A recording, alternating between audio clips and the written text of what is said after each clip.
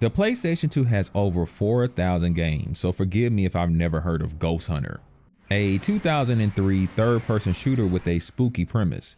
If it wasn't for Sony dropping the classic catalog on PS5, I would have never heard of this game. The PlayStation 2 is probably my favorite console ever, and I'm pretty familiar with its lineup of games, and for me to have never heard of Ghosthunter, which is not only an exclusive but a first-party one, means one of two things. This game was either hot garbage and no one dares to utter its name, or this is actually a pretty good game that unfortunately got drowned out by the sea of amazing games that surrounded it. So there's only one way to find out. Before we continue with this review, please make sure to like, comment, subscribe, and hit the hype button. It's only on mobile, but it really does help the channel if you can.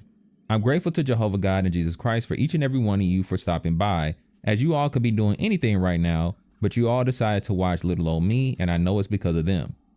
I hope you all enjoy the review and have a blessed day. Now, let's get back into it. In Ghosthunter, you play as Lazarus Jones, a new recruit in the Detroit PD. He and his partner, Anna Steele, are investigating an abandoned school, where many students were murdered about 2 years prior.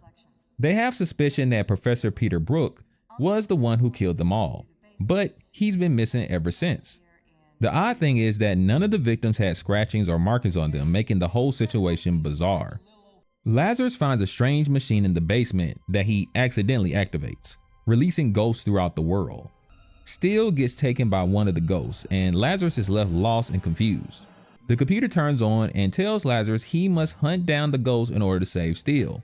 Lazarus really doesn't want to listen to this condescending AI, but what choice does he really have?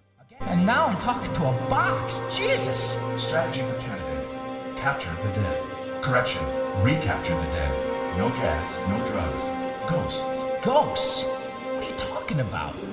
A candidate? You travel around the school and other locations fighting and capturing ghosts, solving puzzles, and trying to piece together the case that's unfolding around you. The supercomputer isn't your only companion, as Lazarus has a being inside of him named Astral. She's not really a ghost, but something in between. She allows Lazarus to see ghosts so he can fight them off, and she can separate from Lazarus, helping him solve puzzles throughout the adventure. Ghosthunter may be a third-person shooter, but it's one from a time where developers hadn't really gotten the formula down just yet, so it can feel a bit janky. Surprisingly, Sony Cambridge, recently renamed to Gorilla Cambridge, used a few mechanics that would be ironed out and perfected in the years to come, making Ghosthunter slightly ahead of its time, but I don't think anyone played this game, so how would they know? One oddity that will take some getting used to are the game's character modes. Now, remember I said this game was a third-person shooter made from a different time? This is what I mean by this. Lazarus has 3 modes that you can cycle through. You have a walk mode, a third-person combat mode, and a first-person mode. You can figure out which each of these modes do based upon their names alone, but it's how all of it works that will make it feel funky to anyone used to modern-day controls. Nowadays, you could just hold down the left trigger and activate third-person shooting aiming, and when you let go, it returns back to walking. Here, it's a toggle by pressing the triangle button, and like anything toggle, once you press the button, you're locked in. Now, for most games, when you have a toggle feature, you press the same button you press to get into mode to get out of it. So I was thinking that I should press triangle to go into third-person shooting and then press triangle again to get out of it. But that's not how this game works. To get out of any aiming mode, you must press the circle button, which is really odd. This all sounds hella dated because, well, it is. It's not too bad, but it is something I had to get used to, and I'll be honest, I still kind of fumbled with the controls a little bit even near the end. Just like a lot of third-person shooters during this time that had a first-person mode, once you go in first-person, you really can't move around. It just locks you into place, but it's meant for precision aiming at the risk of basically being a sitting duck. And yes, you have to exit this mode again by pressing circle, which is again weird. The reason I keep bringing up pressing the circle button to exit out modes is because of the inconsistency that comes up when you play as Astral. When you play as Astral, she can go in first-person mode, and she has access to other moves that we'll go over later. But the problem is that when you play as Astral, pressing circle doesn't just make you exit out of one of her combat modes, it actually makes you return back to Lazarus, which is frustrating if Astral is far along in her segment because she moves slower than a snail's funeral. So after accidentally returning to Lazarus, you have to tediously get back to where you were. I get that circle is the exit button for Lazarus. but it's the return to Lazarus button for Astral. And this is one area that annoyed the heck out of me throughout the entire game. Now when it comes to the shooting, it's mostly fine. Nothing special when it comes to the feel of the guns. Even in first person, you can see that the guns have like no recoil at all, which could have added an extra bit of depth to the combat if the guns actually moved about, but every gun is basically a laser. And really the only difference between each gun is the damage and the rate of fire. Now you have a pistol, shotgun, and grenade. Those are all your normal weapons that you can find in any shooter, with the only unique one being the pistol, as it has infinite ammo unlike all the other guns. Now even for the guns that do require ammo, it's not really a big deal as ammo is all around you. As soon as you run out of ammo, more than likely around the corner is going to be more ammo for that gun you were just using. The rest of your weapons are pretty unique as they're all ghost guns. Not those type of ghost guns, but actual ghost guns. They run on plasma or ghost energy, it doesn't really matter, that drops from the ghost. And this is not just for your guns. When Astral has to use one of her special powers, she runs off of these special orbs that you find from the ghosts when you're fighting them. You start off with a standard rifle, which is great for shooting ghosts that aren't in the physical form. Yeah, this game has a physical versus spiritual mechanic where real bullets can't harm any ghosts that are in their, well, ghost form, but the plasma guns can. But if that ghost manifests into a physical form, then your regular guns can work on them. Now, I do think there's a bit of an inconsistency here because I could have sworn there were times I used my regular bullets on regular ghosts that were not in a physical form. It's not really a big deal, it's just something I noticed. Anyone that really gets involved in the lore or world of a video game, they may find this to be a big deal because it's kind of a contradiction, but for me, it didn't ruin anything. There's also a sniper rifle that's run on ghost power, and there's this suction gun that you get near the end of the game, but honestly, there's no real reason to use it. I mean, it's cool and all, but about time you get this gun, you're going to be so used to your regular arsenal of guns that you're not even going to pay it any mind. At least I didn't. That also reminds me that the plasma rifle has a charge mechanic, which again, is there if you want to use it, it's cool, but ghosts move so fast in this game and you can get off the same amount of damage. The time it would take you to do a full charge and actually land a shot, you could have just shot the ghost up yourself without waiting for the charge and you would have got the same amount of damage out and you wouldn't be at the risk of charging up a shot and just missing it anyway. Like I said before, the gunplay is pretty standard for the time and still works to this day, but I can't blame anyone who started gaming in the Xbox 360 era or above for thinking that these mechanics and how the character feels is too old or just too basic. Where things get a bit interesting for the combat is that Lazarus has a ghost grenade. It's not a normal grenade, it doesn't explode, well, sorta doesn't explode. It's actually used to capture our ghostly friends.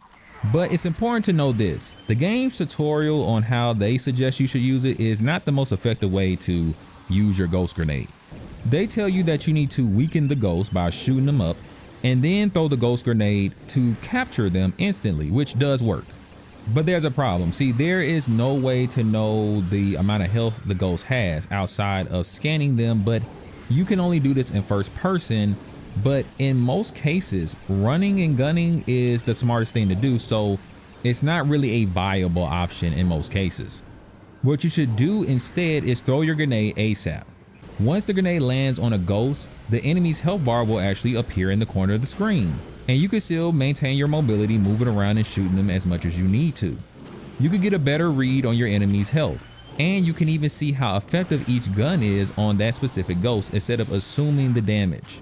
Now, something Jehovah God and Jesus Christ pointed out to me was that when I threw my grenade, if I shot the ghost where the grenade landed, it seems to do more damage than normal, making the grenade actually at like a weak point. Now, I don't have access to Ghosthunter's instruction booklet, nor have I seen anyone online mention this mechanic, but then again, no one talks about Ghosthunter because who the heck heard of Ghosthunter? So I don't know why this isn't mentioned anywhere in the game, but it is an effective strategy that I encourage you to do if you play this game. Your grenade also acts as some kind of catching device, as you could throw it at the orbs that are out of reach and it will actually draw them near you. It's actually a pretty cool mechanic.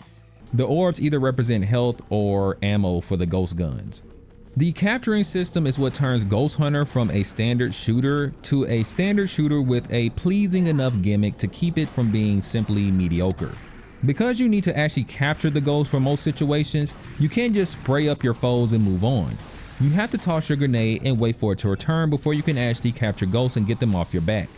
It's actually cool that the grenade kind of works as a boomerang. When you toss it and miss, it comes right back to you. But in rare situations, you can actually toss the grenade and miss.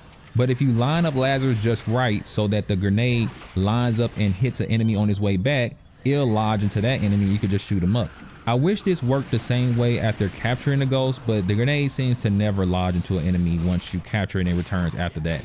And this is just something cool that's in the game. I don't think it's something reliable or something you should add into your strategy. It might even be a bug or a glitch, but it was cool when it happened. The capturing system doesn't take the shooting to another level, but it does add that extra bit of salt on this otherwise plain burger of a third-person shooter. To my shock, there is a cover system in this game that's pretty nicely animated. I mainly used it in the swamp level, and there were a few times you needed it for platforming, but I was just surprised to see that this old game had a cover system. It really wasn't normal back then for a game to have a cover system, or if it did have one, they definitely didn't work well. But Ghosthunter's cover mechanics actually is almost close to being Gears before Gears. Yes, it's missing some polish. Yes, it doesn't feel as smooth as modern day third-person shooters with a cover mechanic. But for this time period, this is actually really impressive, especially seeing as the closest thing to a cover mechanic back in the day was getting behind a wall and just standing there until they stop shooting, or just crouching behind the wall. And half the time, if you crouch behind something, your head's still poked out, you still got hit, so it didn't really do anything. But actual cover mechanic, you press a button, your character locks into cover.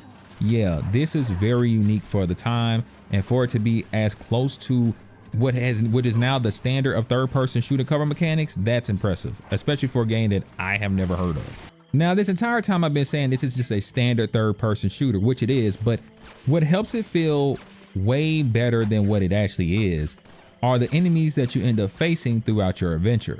Some ghosts are just brutes that will charge at you head first, and you can even get off this melee attack that sticks the grenades up their butt. Snipers are one of the few ghosts that can be killed outright, no capture needed. These guys can be hard to see, and first person is a must for accuracy and using your goggles to spot them easier. The poltergeists are really fun because you need to use the environment to expose them before you can even attack them. Yeah, just shooting in the general area that you see them attacking you from won't count. Even if you technically did land a hit, the game doesn't count it as damage unless you can actually see them yourself. These annoying little brats will toss small objects at you repeatedly if you don't deal with them quickly. I even got hit by a freaking CRT TV. When you first encounter them, you'll need to use the environment to smoke them out by either making the room foggy or even hitting them with a little bit of water. Eventually you'll get smoke grenades, so you no longer have to use the environments to fight these poltergeists. Then later on you'll get an upgrade for your goggles so you can just spot them in first person. Cool. The enemy variety keeps the game fresh, and there are even ghosts that you have to hide from, and you can only attack them once they rest in their nest. I just wish these ghosts weren't so dang loud.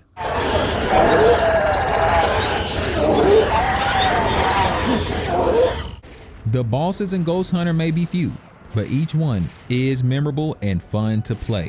The highlight of the game. My favorite is the swamp monster.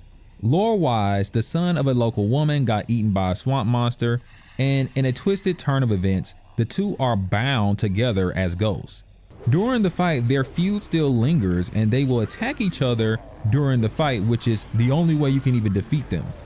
The giant dump mech is a nice spectacle where you need to use your goggles to see the poltergeist that's controlling it. Another boss has you running and gunning as he shocks the crap out of you. Then he opens up the cells, so you're getting bombarded by a ton of ghosts in this area, and you need to quickly gun them down while protecting another NPC. Then in his final phase, you have to fight him again, but he can charge himself up and heal himself using generators. You must destroy the generators in order to defeat him. But keep in mind, he's the fastest and one of the most strongest bosses in the game, so if you're not quick, he can just kill you dang near instantly. This is actually one of the few times I actually died in this game fighting this boss. Ghosthunter is when you have enough good ideas that come together to create something better than the sum of its parts. But that's the combat. The puzzles, well, they're a little bit different. Most other puzzles in the game are handled by Astral, with Lazarus flexing his mental muscle every so often. None of these puzzles will tickle your brain, but due to some wonky mechanics, you'll be scratching your head, but not for the right reasons. The best puzzles in the game are combat related. Trying to capture this ghost that would jump from room to room actually got me, but the game will actually tell you the answer to puzzles after a while if you don't get them. I really wish this was a mechanic that you could turn off, because Jehovah God and Jesus Christ pointed out to me that I could shoot the sprinklers to reveal one of the poltergeists. And as soon as they pointed this out to me, guess what happened? The message popped up telling me exactly what to do. Now, one part of the game that was annoying was this short escort mission where Lazarus has to distract this Kraken so a ghost can deliver a bomb. But the ghost was so transparent that Jehovah God and Jesus Christ had to remind me to use my goggles to just see where it was. Now, if we go to Astral, she uses her powers that she takes from other ghosts to solve puzzles. You need to use the same ghost energy that you use to power your guns in order to use her powers. So we have a bit of a problem here, because if you just came out of a major battle that required you to use mostly your ghost guns, you're gonna go into this Astral puzzle with basically no energy to transform. That's right, no ghost energy means no powers. I would wander around the map trying to find any little ghost energy I could for Astral, as there were times where the developers would place ghost energy in her environment, so I assumed that they would keep spawning in, but they don't. All ghost energy is finite. Once you pick it up or it despawns, it just never comes back. So I was stuck a few times wondering what I was supposed to do, because essentially the game seemed to have soft locked itself. But Jehovah God and Jesus Christ pointed out to me that at each astral point, they spawn in rats that you can farm for energy. Then there were times where the game was very unclear what I was supposed to do with Astral. And in these moments, the game conveniently doesn't give you any more hints. Astral has a physical form where she can grab objects, and a form where she can use her powers to, and I quote, blast objects. That's what the game says. So forgive me for thinking I must use her physical form to move these levers, but really what you need to do is blast the levers to move it. Like, this doesn't even make any sense. Jehovah God and Jesus Christ had to help me in this area, because I was stuck here real bad, wondering what I was supposed to be doing. Later in the game, Astral will get the ability to take over other ghosts, and you can use their powers, which is a pretty cool mechanic. You have to control this brute in the prison area to smash these walls that are clearly marked with cracks in them and let you know that they're weak. The objective here is to get this rose, and even though I made my way into the room, I could never pick it up as Astral, and there was no way for Lazarus to get in here. So again, I was stuck, lost, and confused. But God again came to save the day, to explain to me that what I'm supposed to do is smash this booth to make a way open for Lazarus to come in here and get the rose. Now let me tell you why this is an inconsistency. No other object in this environment. There are tables here, there are desks here, there are other small objects that this brute realistically could smash. The game doesn't allow you to interact with them. You can only smash these walls with cracks in them. So how in the world would I supposed to know that you can smash down this one booth that has no cracks, no damage markings? You could just smash this one thing, but you can't smash anything else. Thank you, Jehovah God. Thank you, Jesus, for pointing this out to me, because I sure was stuck here for quite some time. See, my problem with Astral's gameplay is her movement speed. Both how she controls and even going in and out of a transformation is very slow. Getting confused by mechanics that aren't properly explained, and me constantly returning to Lazarus when I just wanted to exit my current power made these moments a bit annoying, but nothing so bad that it ruined my experience. But it was getting there. Oh, it was getting there. If they had made a few things clearer and sped up her movement, I think it would be less annoying, but what can you do about it now?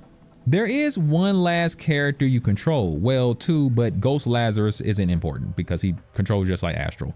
Your AI buddy gets control of this mech and you can just shred through the ghost, which is really cool, but one problem, he cannot heal. He also can't aim unless you are in first person. And we all know that in this game in first person mode, you can't move, so you're just basically a sitting duck. But you're not just a sitting duck, you're a giant mech. So you're a giant sitting duck with a giant hitbox and you can just easily die. Honestly, it's not designed well. And the only reason I can even think of why you cannot heal, because the ghosts drop health orbs. The only reason that they don't allow you to get them I can think of is that lore wise, he's a robot. So I guess he can't use them. I don't know. But after dying like a billion times, Jehovah God and Jesus Christ had to remind me of the oldest trick in the gamer book. I had to lock in, remember enemy patterns and positions, as thankfully they don't change, and just basically memorize where every enemy is going to be and slowly creep my way through these rooms hitting my target head on, knowing that I know where they are before they see me.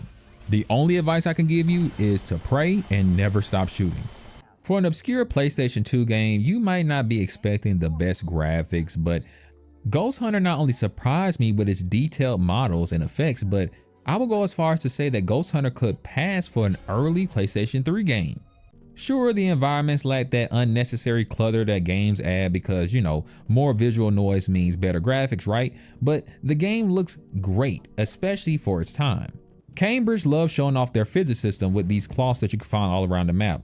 It's even kind of funny that the camera can even mess with them too. I guess there's somebody always following Lazarus around, which would kind of make sense for the lore.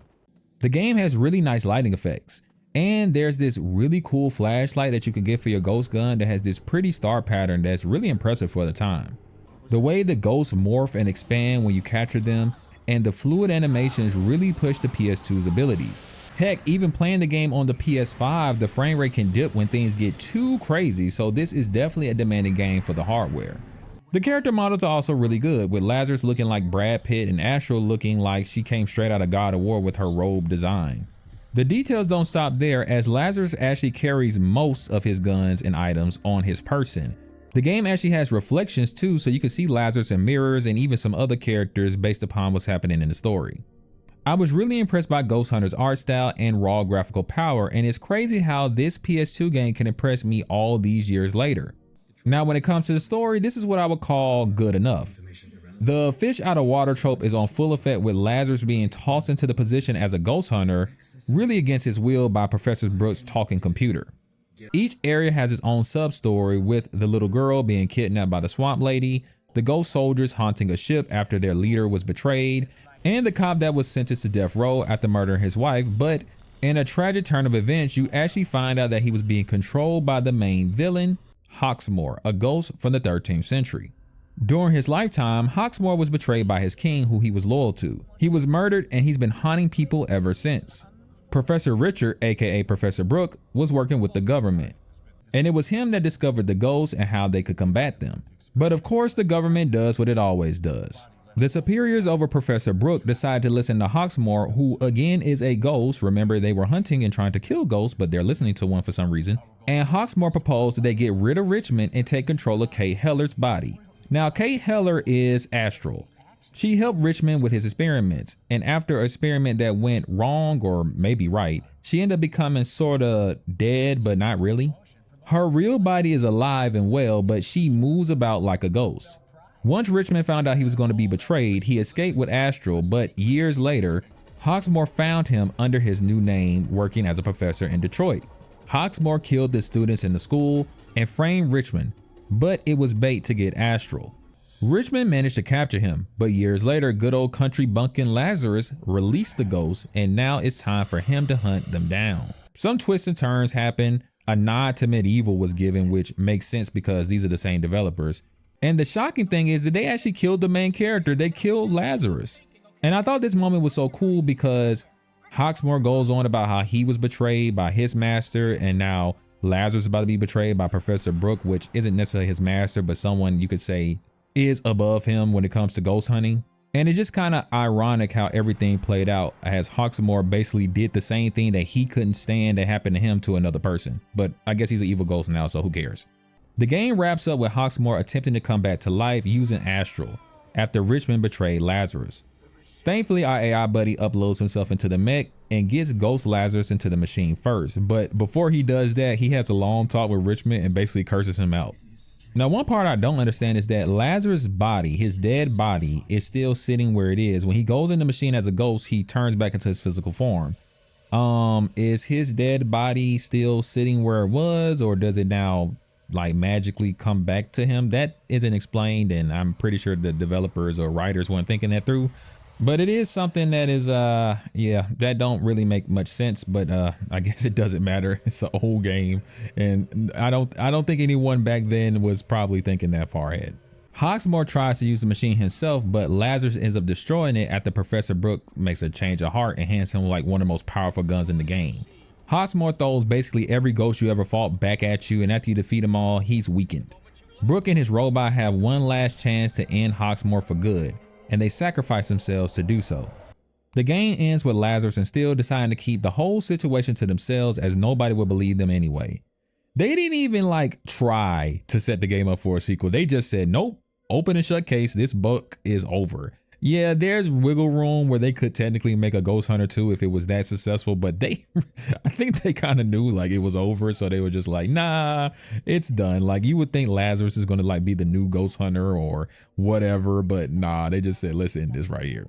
I actually enjoyed my time with Ghosthunter, and sure, there were moments I think could have been better, but overall, it was a fun game with great graphics and a nice story. I would classify it as a hidden gem for the PS2 for sure, and it's crazy that years later, I'm still finding great games that I missed out on from the past. And it just goes to show that old games don't mean bad games, and that even if you don't like what's going on in the current gaming sphere, or even if you do, you can always go back in time and find something fun that you've never tried before. Once again, thanks for watching. Peace out, keep gaming, God bless, and I hope you guys enjoyed the review. I'm grateful to Jehovah God and Jesus Christ for bringing each and every one of you to my channel, as I know you guys could be doing anything right now, but you guys decided to watch little old me, and I know it's because of them. Please make sure to like, comment, subscribe, and hit the hype button, as hitting the hype button really helps the channel, and it's only on mobile. I hope you all have a great and blessed day, and I can't wait to see you in the next video. Peace.